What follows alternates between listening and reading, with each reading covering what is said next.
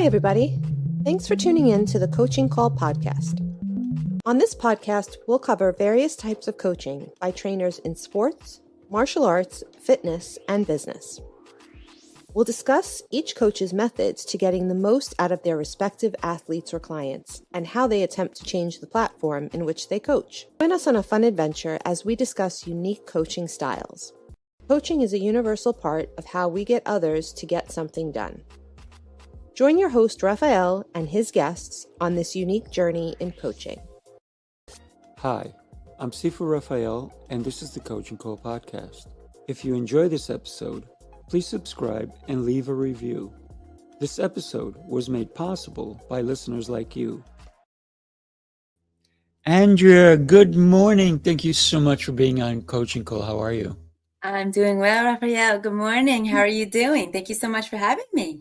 Oh, it's my pleasure. I'm exceptional. I'm getting better every day. But the reason I get better every day is because I get to talk to incredible humans like you. So Yeah, thank you for being here for sure. that's I'm excited for today's show because we're both are Colombian, by the way. And oh anybody wow. who didn't know that, um, we're both born in Colombia, and now we're in this incredible country, the USA. Yes. But we both have different journeys, even though we were born in the same place. And today we want to definitely dive into your journey. What part of Colombia were you born in? And then tell me the influences that you had even before the age of 10. Yes, actually, I believe the area of Colombia I was born in is Cundinamarca, outside of Bogota. That was Mm. the papers that said at its most vague Right. at the time. So I believe that's kind of like the outskirts, if you will, parallel to, and like the capital, I believe, of the city. Yes, it was in a small village, and Right. I know that it was during the cartel, and it was under a great warfare, unfortunately, at the Wow. time. Yes, so I came here at around 11 months old, weighing in at 11 pounds, Oh my and goodness. it was presented as being adopted, for my parents were not able to not only care for themselves, but as well as myself. Mm. So you left Colombia at 11 months Yes. old. Yes, on a plane to the Americas. And it was kind of, I don't remember it. Like I said, I was 11 months old, but I do have some natural instincts when I'm around the Latina culture, when I hear somebody speak Spanish.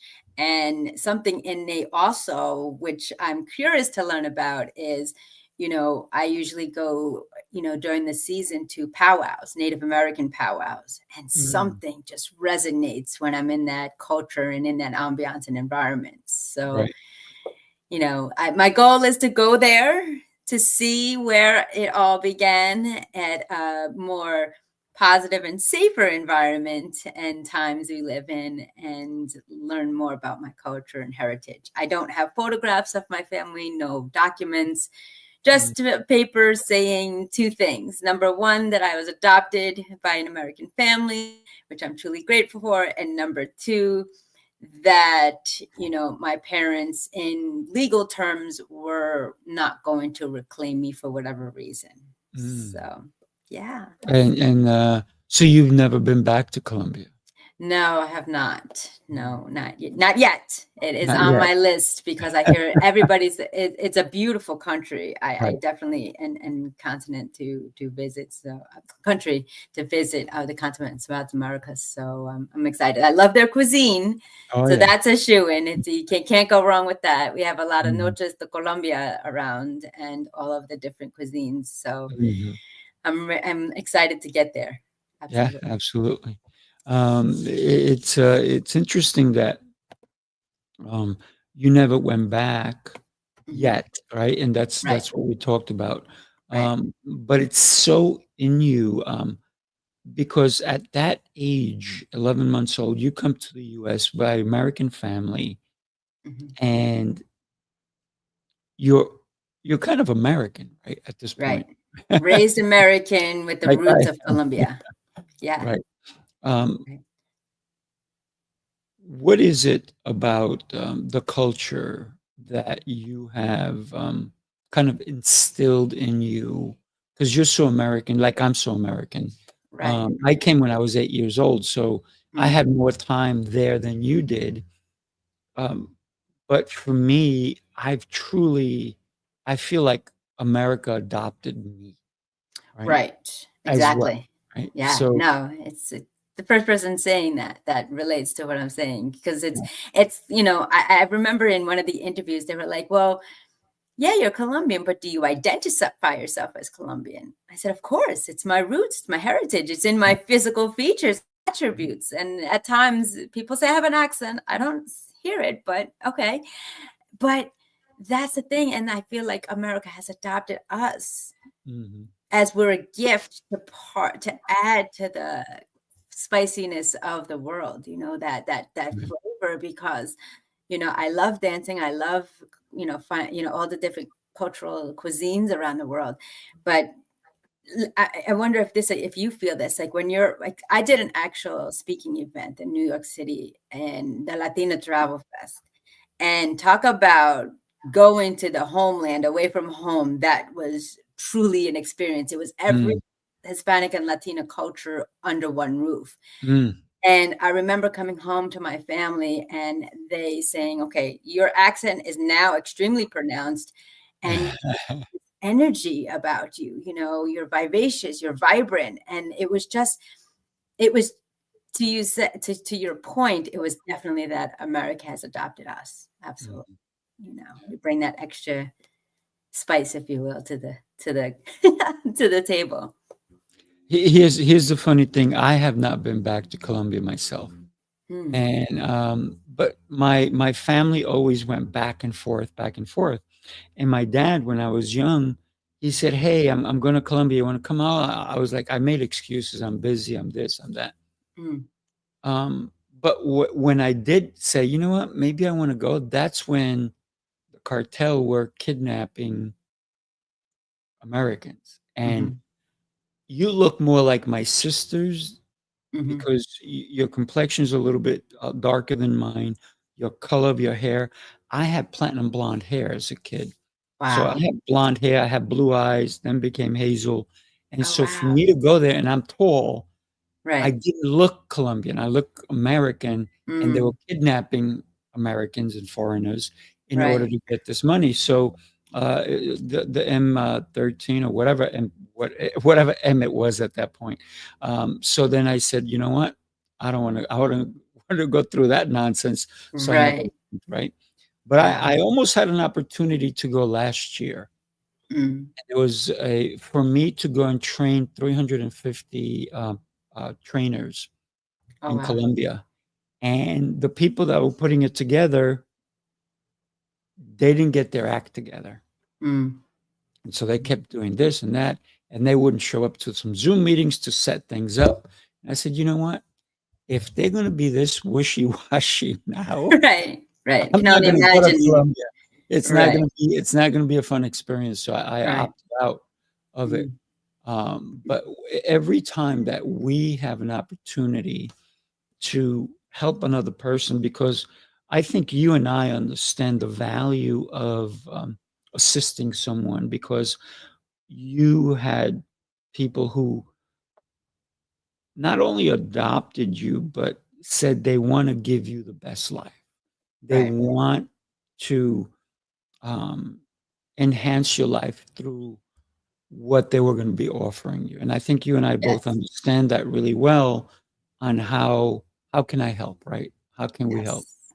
And I see Yes. that you're a servant leader as well. Mhm. Talk to me about when you do recall as a child, not at 11 months, because I don't remember when I was 11 months myself, but when you started to really, any memories that go as far back as you possibly can, what was that like for you? Yes, well, the positive memories go back as far as 4 years old. My parents wanted to get me more culture per se. So they enrolled me in learning how to play the piano at age 4, as well as playing soccer, football in Europe, to kind of get my athletics, which was actually a benefit if you look hindsight, because when I went to school, I'll never forget one of the most prominent milestones as a child, as being adopted, was at the age of 7. And they always say that's when the kind of culture kicks in. You know, you're nurtured from up to the first 7 years, you're kind of getting your roots, you're nurtured and comforted. And then the reality hits, usually around anywhere from 5 to 7 years old. Mm. And I remember we were doing a project with school, and it was talking about your family tree and your roots. And so here I am, 7 years old, putting pictures and everything of my American family and myself. And my American family was Italian and Irish. So you had the fair skin and the light eyes and Mm. the red hair or the blonde hair or the green eyes. And then you had the Italian, which is not too far from the Latin, features, but not as prominent as the olive complexion and the dark hair and so forth. And kids were cool, and they said, well, you don't look like your parents. Who are these people? I said, because I grew up what I like to call Mr. Rogers' neighborhood. Everybody knew each other, from the postman to the grocery Right. store to the butcher. And when I did this project, everyone looked like their parents and their families. Here I am looking different. And they said, well, why don't you look like your parents? I said, oh no. And I was so excited, Rafael. I said, I'm adopted. I'm a gift to my parents. Well, Mm. that's when reality hit. Well, if your parents didn't want you, how Oh, are you going to love? oh my And it goodness. was just, that's Wow. when the downward spiral came, because I was like, wait, Mm. no, my parents still love me. They're like, no, your real parents gave Mm. you up and sent you across the world. And so that stuck with me for such a long time. I didn't fit in. I didn't look like my peers, let alone my community. And here I had some minor differences from my family, as far as sometimes my accent, my mannerisms, especially my features. So that was probably the pivotal moment when I realized, okay, I don't fit in, but Mm. how am I going to make this work for myself? And really muddle through not only the abuse and bullying that followed, but the constant failures in life because of that instilled mindset. Mm. I had the reverse. Well, very similar, but I was the joke was that I was the milkman's son because I was the white kid in the pictures of all my family, and Wow. I didn't look like any of them, right? Wow. And recently I was at an event in Connecticut, Hmm. and somebody said, "Oh, you're Spanish." I said, "Yeah." I said, "Let me show you a picture so you can see what I mean." And I pulled out my phone and I showed him a picture of me and some of my brothers and my mom. They're like, "Oh my God, you're the little white kid." And I said, "Yeah." And even in Colombia, I was teased because I didn't look like my family Wow. until I got here. And even when I got here, here's the funny thing, I spoke Spanish fluently. Wow. I got here and I thought everybody speaks Spanish Mm. till I Wow. arrived. And no one spoke Spanish. So the school, I was left back. I was supposed to go to third or fourth grade. I was put back in first because I didn't know the language. And Hmm. then when I got to school, there were no teachers who spoke Spanish. There were no students who spoke Spanish. And Wow. it's very funny because for some strange reason, my mom held on to my report cards from that time. And I looked at it the other day and I was like, oh, this is kind of interesting. Because one of the reports that they sent to my mom was, "Your son doesn't speak, and he's very quiet." Mm. Well, yeah, I didn't know the language. I was a little bit Right. lost. Yes. Yes. And then you can see how it progressed. Oh, your son makes a lot of effort. He's really trying. And then Hmm. all of a sudden, your son speaks, but not well. And then Hmm. it became where eventually I personally went into an honors program, and Hmm. then I went above honors program. Then I went to a college course while I was in. I was put in a specialty class Hmm. in high school because I excelled, and so Wow. I realized that the language. was going to be a gift. I received the gift when I came to Mhm. this country, right? Right. So Yeah. it's what we do with what we're given, right? Yes. And actually, speaking of the language, I didn't speak Spanish. I was, as you said, people could say I was Americanized because I came here at such a young age. But when we had it in school, it was like familiar. Even today, I can read Spanish. I can speak, casual, slow-paced Spanish. I can go to a restaurant and order and know what's there, but it'll take me some time. But Mm. it's like that subconscious, like it's embedded in me. So that's another thing that I'm working on too, is really, working on my Spanish, because it's such an asset, Mm. in today's day and age with everything. So, I do speak casually. I do, but it's kind of like, how am I going to use it in my home if nobody nobody speaks Spanish? It's amongst my Yes. peers or my communities that I go to, where that is a prominent influence that I would love to freshen up on. Absolutely. Oh yeah, absolutely. Yeah. Here's one thing that you said. I don't know if anybody else caught it, but of course I did. You said I speak slowly because Yes. most Spanish people are like, Yes. Yep. and Absolutely. and here's the funny thing. My fiance doesn't want to learn Spanish, but Mhm. when we're around my family, they're speaking in Spanish, and she's just sitting over there. And then all of a sudden they look at her and they go, "Oh, we're so sorry." Right. Right. They said, "You should learn Spanish," and she feels like it's too difficult because of the speed. And we say Right. to her all the time, "You don't have to. We can slow it down for you."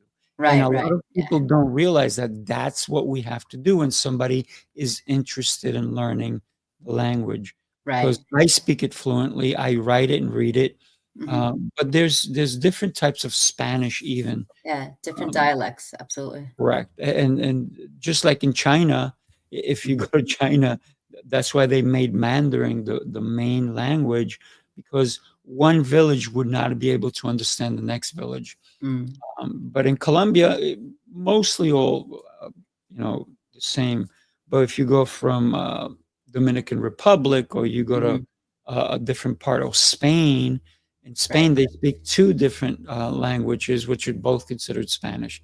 Right. Castellano and Catalano, Right. and so Mhm. it's very very Yeah. interesting when we can think that we think we know the language until we speak to Right. somebody else and they're like, "What did you say? I don't understand you." Right. Right? Right. Yes. Yes. I actually was fortunate to do a school trip my junior year in high school to Spain.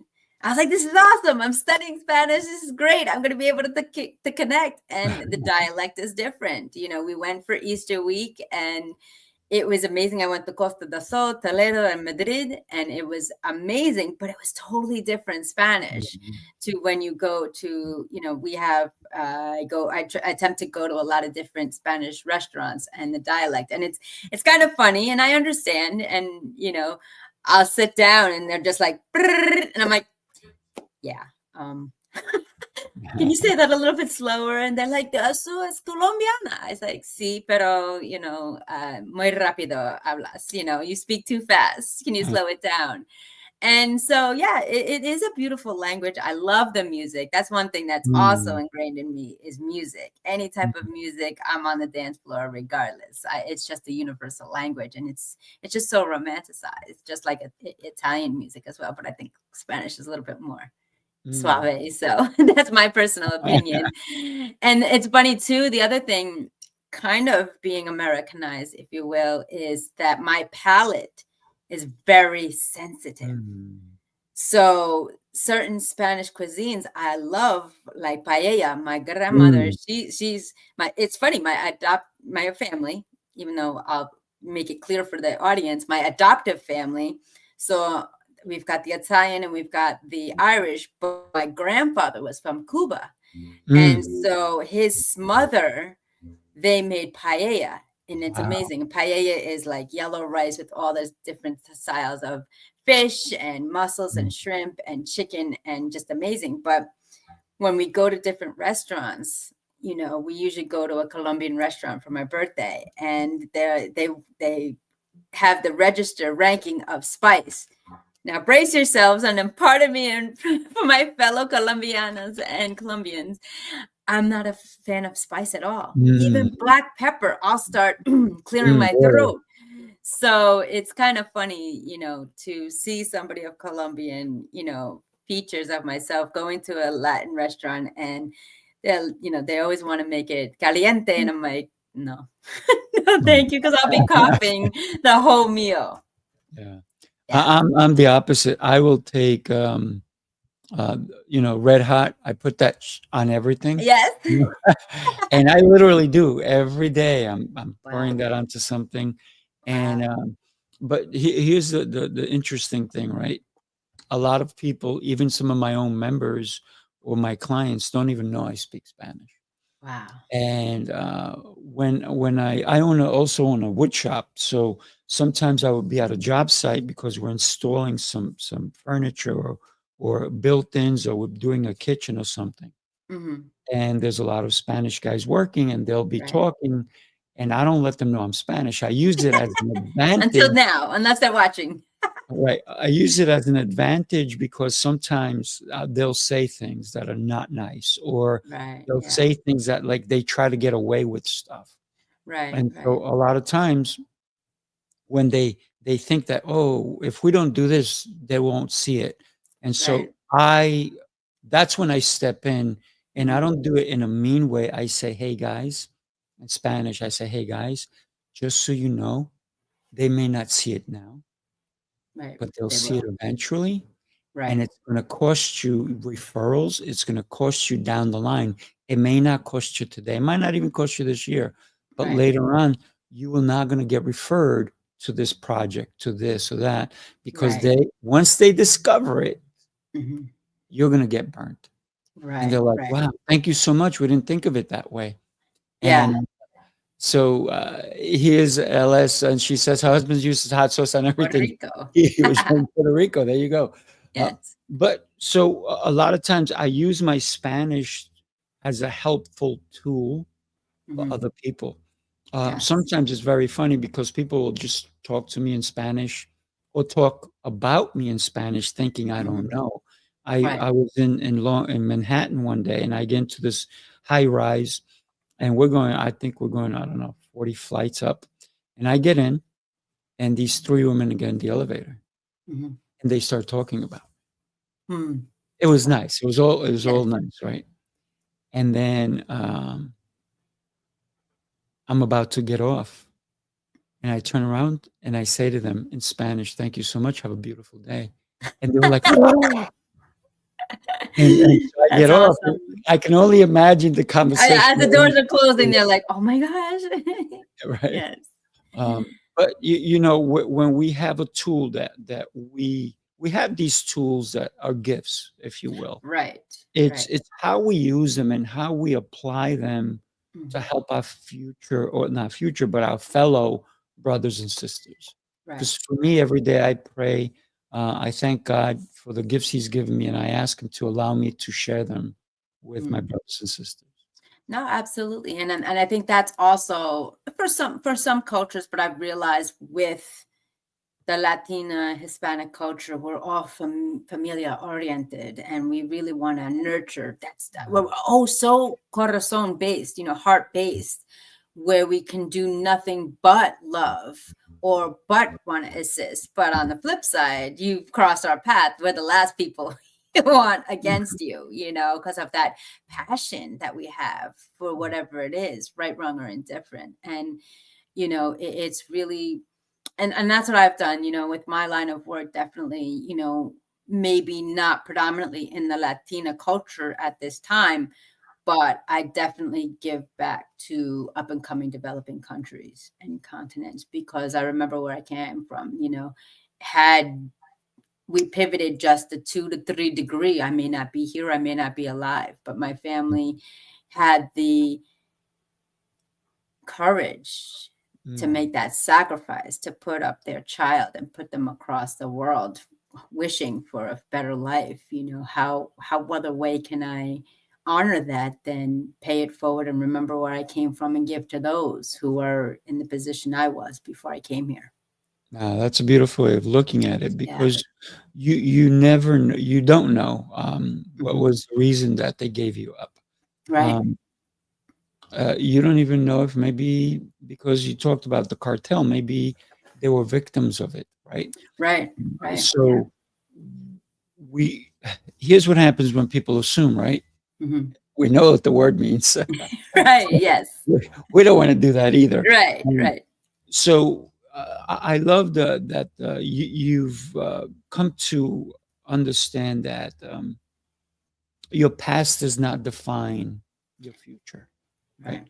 It Hmm. helps your future Right. because anything that has happened in the past is a lesson, is something Hmm. that we can take, and that we have to take the most positive parts of it and let all the other junk leave it to the side. Right. And I love that you did that during this time because you did not look like your family. Hmm. You may have been bullied. You may have been, and you can tell us if you were, you Hmm. may have been ostracized. Like you're not like us. You're not like, and sometimes it could even be from family members who Right. didn't know any other kids, family members. I mean, Right. not Right. the adults necessarily. Right. How, if that did happen to you, who stepped up and guided you in that? So who was your saviors during that time? Actually, it's a great question because I do kind of ask that. So, yes, I was bullied and abused physically, mentally, emotionally, sexually, and spiritually. Mm, And, I was shoved into lockers, thrown mm, into trash cans, questioned my faith. I was questioned of my own identity mm. and, taken for granted in every aspect you could think of in relationships when it came to that. Like I said in the beginning, I'm a masteress of failure. I Mm, failed at everything. I had to learn 10 times harder. I had to work 10 times harder to right. really get in it. And I would say my parents were there, Mm, but it was my reservation of letting them know what was going on because they were such established individuals. They were bankers. They were very successful. They had goals and visions to, achieve all their goals, which they have done. Now I mm, have had a tremendous relationship with both my father and my mother. My father was the breadwinner. He would see us with our eyes closed in the morning because he would go and work early and work late hours. My mother also worked as well, and she was the nurturer, the disciplinarian. So I would say my mother was my inspiration. My father was my hero. But to be quite honest, as I was going through these trials and tribulations of abuse and bullying, I really had to turn to faith, to be quite honest, mm, to the point where I was at the stage of enough is enough. This is not how I should be treated. And I have to say something to my family because it was affecting my reputation. It was interrupting my academics. And so when I decided to turn to my family, they were kind of saddened. Why didn't you come to us sooner? Why didn't you share this? mm, But what my outlets were, Rafael, was that, as I mentioned before, of music and athletics. So my safe haven was the concert hall of the piano, wherever I performed, and on the field, because on the field of soccer, I was able to learn how to lose. I was able to learn how to lead. I was able to learn what it feels like to have to be a team player where I mm, learned leadership and asking for help and vulnerability. So through the years of my soccer career finally led up to middle school where it was the defining moment where I could either follow the herd of my fellow classmates who were getting into trouble, mhm, not doing well, or I could take the path less traveled. And I'll never forget, and I speak about this in my work in my book, that there was a pivotal moment where they had to make a decision. You're not going to follow this path of what the others are doing. You have to create your own. And so they sent me to private school, and that's where I restilled my faith. Okay, mm, I don't want to live a life of being a vigilante or vengeance. I want to live a life of victory. How do mm, I go about doing that? And when the transition was made against my approval, because they were like, all right, well, you're not going to go to public anymore. You're going to go to private. I just kind of brushed it off and said, fine. I was able to learn about social work and psychology and dip into those industries. I needed to be the face of change of mental health. I needed to be the face of change of people who were abused and bullied, that it doesn't define them. That, and this is one of my mantras, through life's adversities, you have the opportunity and choice to create your own identity. And that's what I did. I took the trials and tribulations. I took all the heartache and pain and loss and said, what am I learning from this situation that I can hand off to others down the road? Wow. So powerful. Your parents were so aware of what was going on for them to say, hey, you know what? We're going to take you out of this situation that's not a good one for you. Right. And that's what we need people to step up for us on a consistent basis. And that's supposedly that's what parents are supposed to do. Right? Right. I'm going to share something with you and everybody else. Take a look. Hi, I'm Sifu Rafael. What if I told you 90 days is all it takes to detox your body, clear your mind, and completely reset your life? Sifu's Mind Body Method is a complete system that blends movement, mindset, journaling, nutrition, hydration, and fasting into one powerful experience. This is your invitation to get stronger, clearer, and more in control from the inside out. Click the link and join Sifu's Mind Body Method today. Don't miss your chance to reset your life. Wow. Awesome. Yeah. So for me, like every day I get kind of a download from God. And one of the things, I've always been helping people from when I was in high school. And he said, take all the experiences you have and just put it out there. Let people know, because I privately do that with clients. And I said, you know what? I got to do that. I got to do more. I got to help out some people. So I've already got people on the program and they're like, oh my God, I'm making such huge strides and this and that. So like we talked earlier, you also are a person who understands the value of helping other people. Yes. Along, if you had to pick maybe 3 people in your life, looking back, who those 3 people are that truly influenced who Andrea Mason is today? Looking back on my life, definitely would be both of my parents in different ways, because they're complete opposites. So it would be my mother and my father. And then the third one that actually made a pivotal moment in my later years to really see the greatness in me is my mentor, my coach, my kindred spirit and fellow adoptee as well, Les Brown. It was a time of turmoil when I connected with him because, again, the carpet was taken out from under my feet. I was uncertain, unknown, again, finding that missing piece of where do I fit in. And the reason I say that is because we tend to lose the essence of heroes and sheroes in our lives. Everybody's in competition. Everybody wants to be better than somebody else. And I learned this over probably within the last 6 months or a year. I was at a social event and a fellow friend of mine who was also Latino said to me, he's like, this is what I instill in people I connect with, especially my child. Be the best version of you. No, nobody else is better, but no, you're no better than anybody else. And it took a few moments to absorb that. Be the best version of you. Remember that you're no better than anybody else and nobody better than you. And when you break it down, it's like always show up and give 100%. I'm a woman of authenticity and integrity. My word is my bond. That's what I've really instilled over the course of the decades of my life through trials and tribulations or personal experiences, as well as in the business arena. That I'm going to be the best version and always show up and never give up.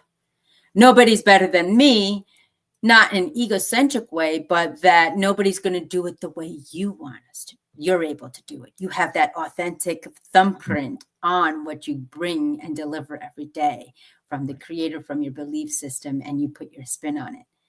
And that nobody else is better than you. Did I do that one? I get those two mixed up, but the nobody's better than you is that you're not on this planet. Nobody is on this planet to judge, because the creator doesn't, our belief system doesn't. We only have to judge what we see in front of the mirror, and that is to be better than we were yesterday, as you mentioned in the beginning of the segment. Right. And so that really struck a chord with me that, it's really significant and important to understand where you've came from, where you've been, where you're headed. And those three pillars in my life, my mother all throughout up until my collegiate year before she transitioned to the other side, my father to this current day, as he exemplifies, he's the type of person where the world could be ending and he's just like, you know what?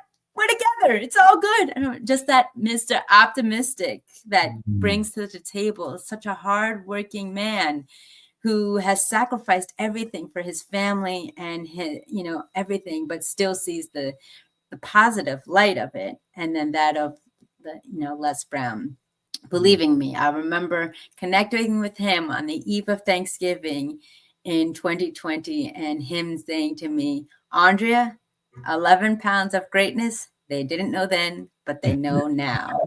That's and right. He said, dream big. And I would have never saw myself on the other side of the table, the other side of the camera, the other side of the mic, being so public, transparent, and vulnerable, because I lived in a shell, a lone wolf my whole life, as breaking that chrysalis, if you will, to see light, because I was so fearful. I failed at everything. How many more times can I fail? But I didn't want to be exposed to now full frontal exposure, transparent and vulnerable and authentic to the world. Wow, that's beautiful. And so many people, even today, are where you were. Mhm. This is why I believe that the work that you're doing is to help people break out and be the best version of themselves. Right. I think that's why you and I align, because we're both trying to help people Yeah. to be the best version of who they are, who they're meant to be, because so many people go to their graves with so much information potential that they never let out. And Right. so we don't benefit. We don't. Right. And so what we're both encouraging you to do is be the best of you that you can be Yes. today, right? Yes. This is why I believe in guiding children to not think that they're less than. And we need to listen to the children, because Yes. they, to me, are our future. Absolutely. Absolutely. And then when they have the stigmatisms, one of the things that I work with couples, children, parents, and young kids all over the world is remove the check boxes that you're in. Start with saying, I am, and complete it with your name and smile. Because that's the essence of all the gifts that you were given. Your adversities is somebody's gift, because you're overcoming them, you're achieving them, and you're able to help somebody overcome that. You know what I mean? Your gifts may be that being an attentive listener, attentive communicator, and I believe that, as for me, my personal experience, if I didn't go through those heartaches and hardships, I would be stuck following the masses and living that misery loves company mindset. And it's, for me as an empath, which I learned over this journey, as somebody who is attentive, who can actually, I believe I had this gift, but I never really took it to a level which I'm doing now. Is when I was younger, I used to connect with people in my teenage years and my collegiate years, and I would meet somebody for the first time, and I would have this ability to know their story after 5 to maybe 8 minutes meeting them. We would talk and they would have their presence, their tonality, their body language, their eyes. And I'd say, oh my gosh. I would say, pardon me, not to alarm you, but you were always the go-to person in your family. And you're struggling inside with not going to having anybody to go to. Number one, fear of vulnerability and a sign of weakness.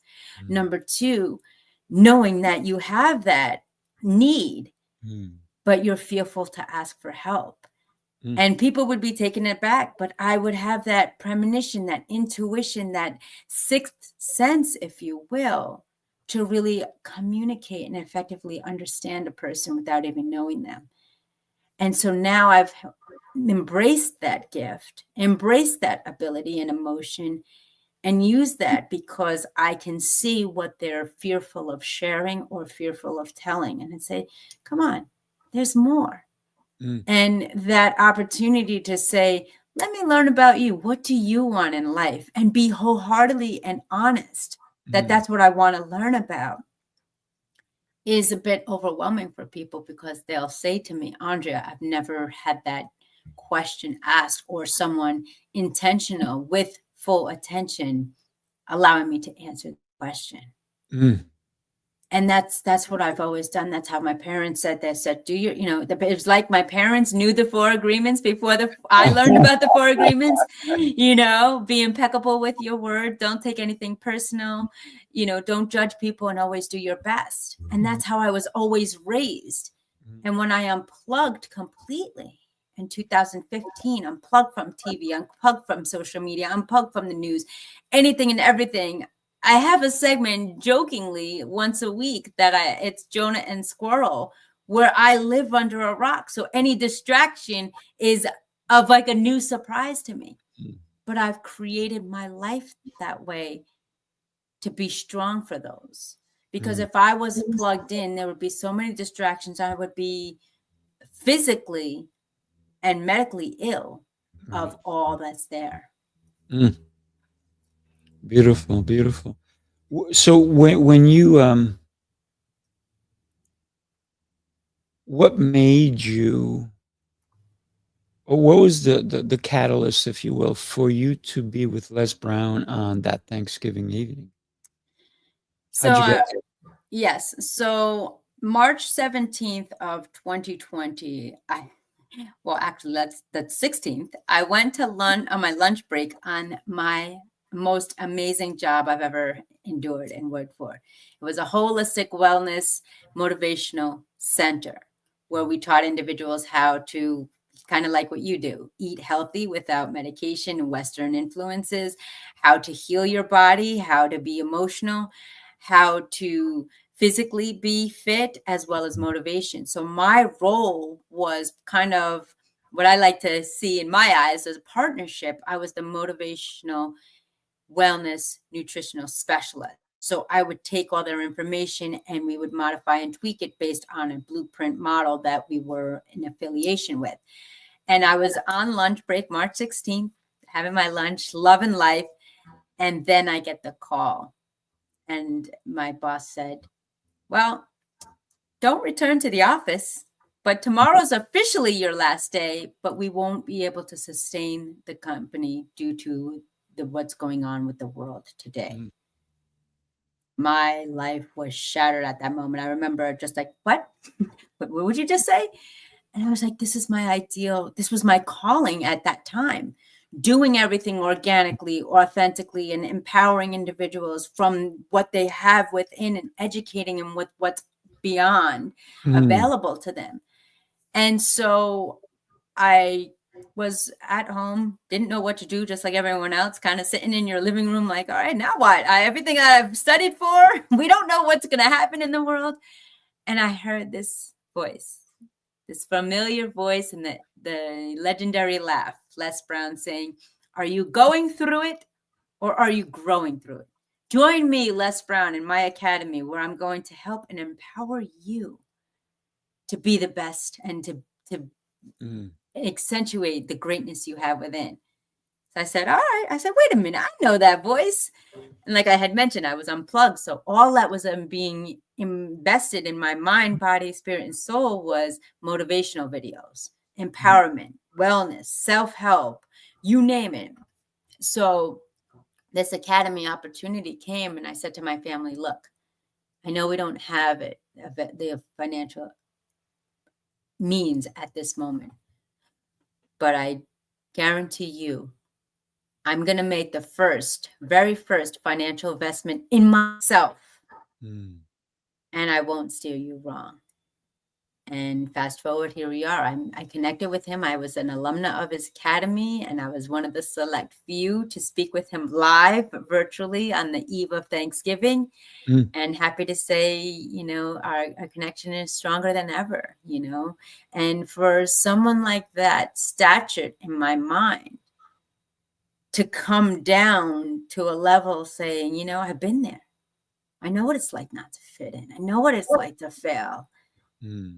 To resonate on that human, relatable connection thereafter really empowered me to do what I'm doing today. Wow, powerful. Yeah. So when you decided that, what was the concept behind writing your book? Was it your life story? Was it Les Brown telling you to write it? Was it your gut feeling that I need to get this out there? So tell us about how that happened. Yes, it was my intuition, because as I was going through the motions of my career, you know, all right, I did social work and psychology, but it wasn't my passion. I was going to do it the best way possible. I said, well, I have to write some of this stuff down, because I would engage in conversation with the clients who were going through mental health trials and tribulations, or in family conversations. And I would talk of certain milestones or experiences. And they said, you gotta share this. And I wrote it down on paper on loose leaf for a while. And then I graduated when I got tech savvy to computer. And then I was just like, wait a minute, I can do something with this on a higher scale. And then it was a pivotal moment that a few years after I fell ill and lost my mother, I said, no, I gotta put this in hard copy form. And I did. And it was Victim to Victorious. This is my mother here. Wow. And so I talk Is that about your my wedding journey. picture? Yes, Oh, look yes. at that. It's beautiful. And then so here you can see little old me right there, not looking like my we had the same hair color, but our features were significantly different. And, you know, so I put it into book form, and Les Brown did the forward after I told him. He said, absolutely, I will write the forward for you. And what the beauty of it was, you know, here I was. So I was like, okay, I'm not turning back. I'm going to put this on paper. I'm going to put everything live. And respectfully, you know, due to who I am, I didn't put any proper names or now, you know, publications or places. But what I was able to do was I was able to create the 8 steps that I've taken. Okay, well, it's not going to show. It's hard to see. It's hard to see. But the chapters are of the sequential steps I've taken personally to get where I am today. Because it's, you know, I was writing in and I was just like, well, I didn't want anybody else to write it. Because I felt, not to each his own, but I just felt that for me, this was closure to everything that has happened in my life. And as I was writing it, it was kind of surreal because I was reliving it. I would Mhm. get to a certain chapter and cry. I would get to a certain chapter and yes, yeah, right, I did achieve that. Or I would get to another chapter. Wow, I didn't realize I went through that, because we go through life sometimes with tunnel and just waiting for the end line, waiting for the finish Mhm. line, waiting for the destination. And I say dreams don't have deadlines, they create destinations. Right. But through writing this book, I was able to celebrate Mm. all the wins and the losses and really appreciate and learn where I came from. Would you say that even if somebody decided not to write a book, but just to Mhm, do it for themselves, mhm. um, would that be a great way to go deeper into ourselves in order to understand who we truly are? Yes, I believe the power of writing, even journaling, even if it's a sentence a day. Mm. I'm actually getting back onto that routine because I've lost it. Because I find myself when I do something, I go 1,000%, over 100%, Mm. but I'm not really cognizant of what I'm actually doing, why I'm doing it. I'm just doing it to have that check mark or that Right. achievement or that accomplishment. And when we write, it's a connection scientifically from the mind, the fine motor skills of writing it down to reflecting upon it with the memory, and then to have that Mm. personal experience of all the five senses.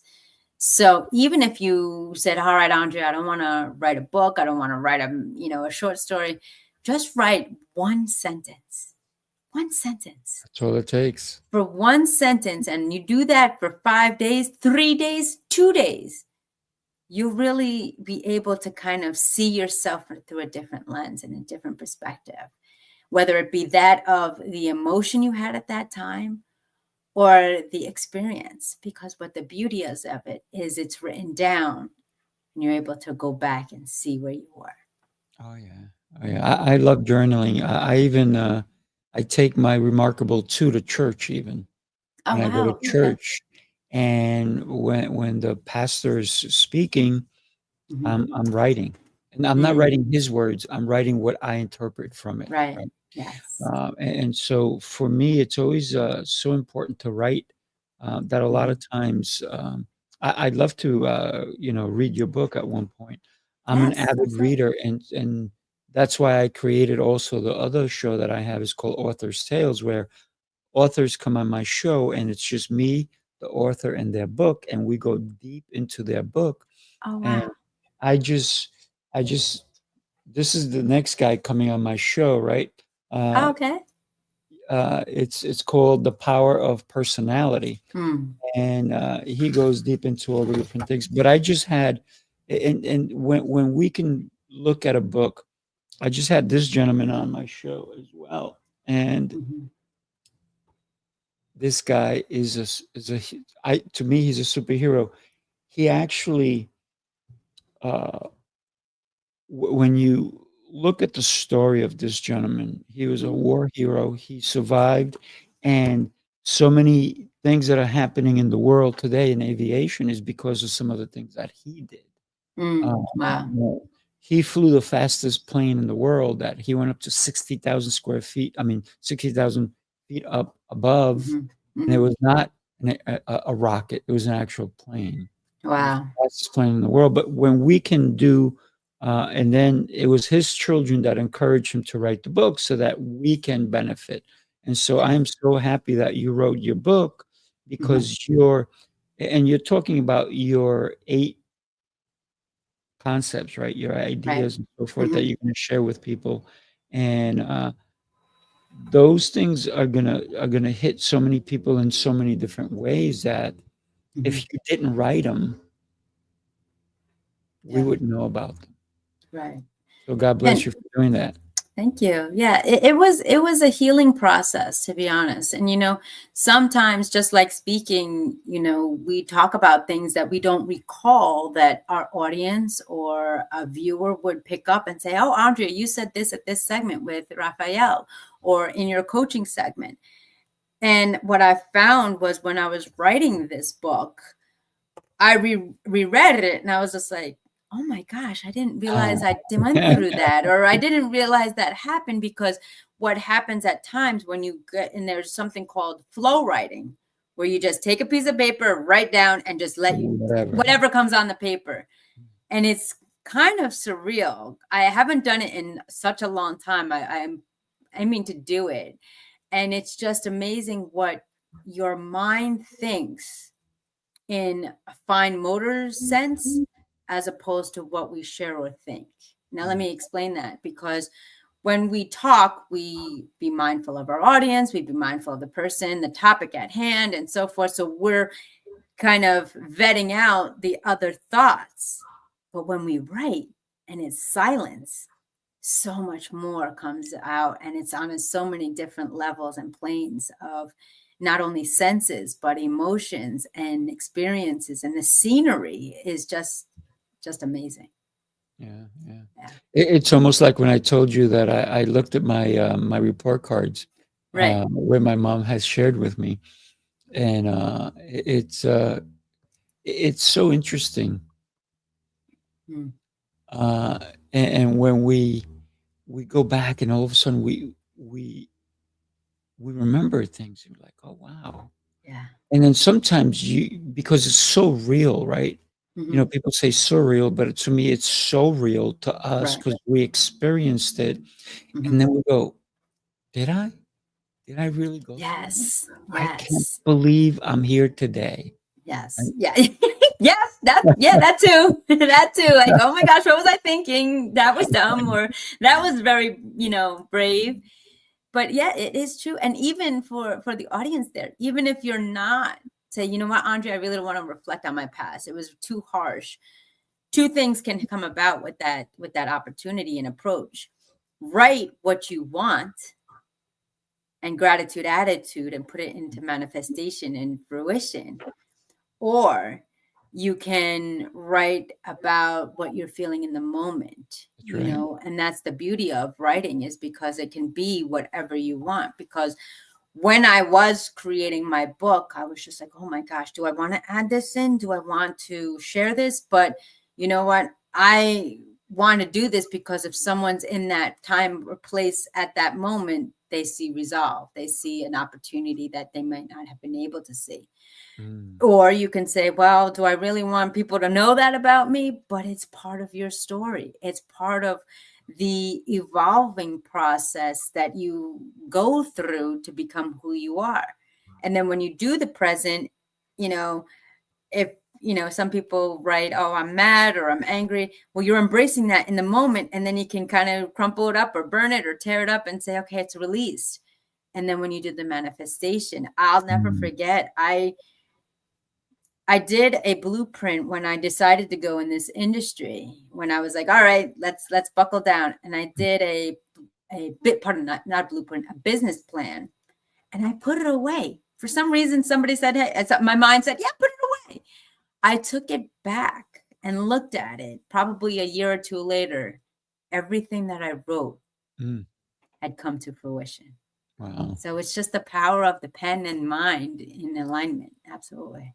I love it. I love it. Andrea, you have led such an interesting life that the journey ahead is only going to be brighter for you. And I love that. Thank you. You're a professional speaker as well, and Yes. you go on different stages just like I do. It's great to talk to another professional speaker. When we get out there, I know what I want to leave people with when they think about me later on. That I've had people come to me several years later and they go, I remember that speech you gave. Like, wow. Yeah.